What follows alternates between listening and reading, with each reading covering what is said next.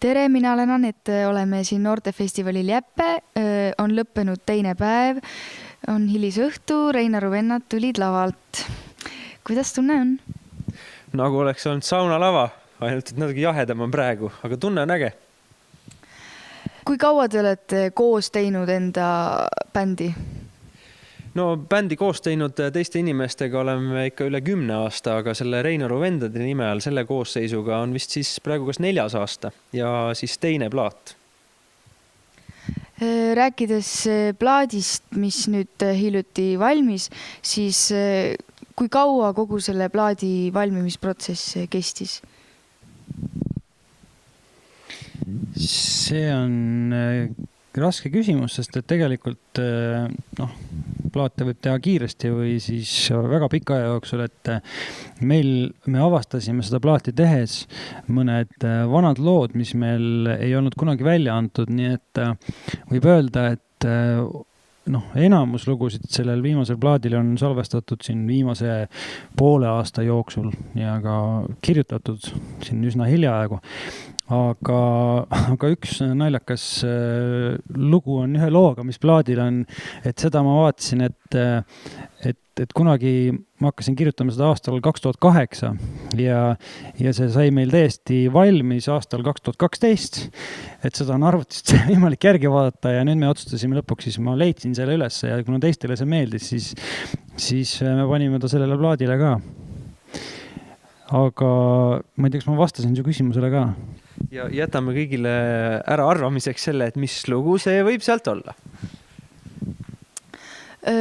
Kuna te enda lood ise kirjutate, siis kus teil kui muusikutel kui loo kirjutajatel tuleb see inspiratsioon kirjutada?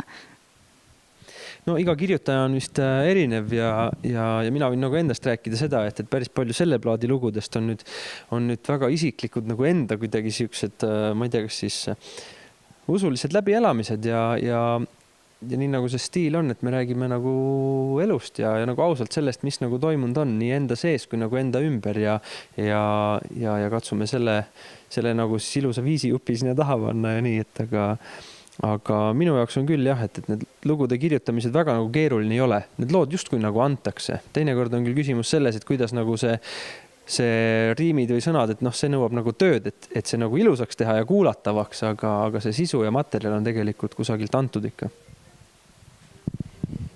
Ja ma olen täitsa nõus, et see võib olla väga erinev ja ka ühe inimese puhul see võib väga erinev olla, et kuidas need lood sünnivad. Tõnis on meie usuvend. Kuidas Tõnis sinu lood sünnivad? No siin plaadi peal ühtegi minu lugu ei ole. Ma olen mänginud siia bassipartiid ja need töö käigus sünnivad. Proovin ühte, proovin teist, kolmandat ja siis kuulan üle. Väga kasulik õppeprotsess ja nii edasi. Aitäh! Te käite bändiga palju esinemas. Millised siis on olnud nii-öelda võrdluseks siis esinemised, kus on palju inimesi ja siis, kus on vähe inimesi, et kas see oli arusaadav? Ei, arusaadav, jah. No kõige suurem kontsert. Ma arvan, kus meie oleme mänginud, minu meelest oli kas seal Riias võib-olla see Riiga Areena, see kui oli Riia lootuse festival või siis Franklin Graham oli seal ja see oli küll täiega cool. Seal oli mingi, ma ei tea, palju, mingi mitmed tuhanded inimesed.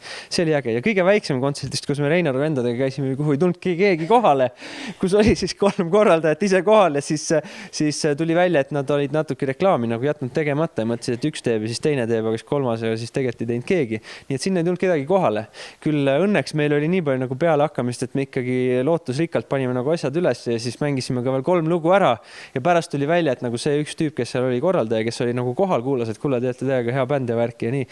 Ja me saime jõulukeika, mis on tulemas nüüd siis selle aasta lõpus või. Ja nii et kasu oli sellest, et saime vähemalt ühe keika juurde, aga kedagi ei olnud nagu kuulamas. Ja lõpetuseks, mis oleks selline hea promolause teie uuele plaadile, mis tõmbaks inimesi ostma?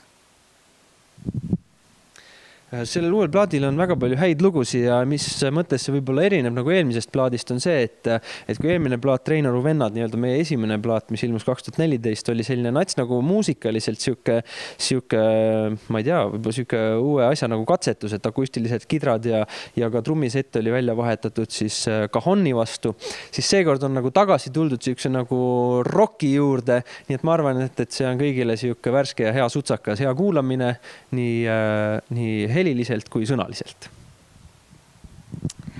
Aitäh, Reinaru vennad! Reinaru vendasid saab vaadata sotsiaalmeedias ja samuti ka Plussmeediat.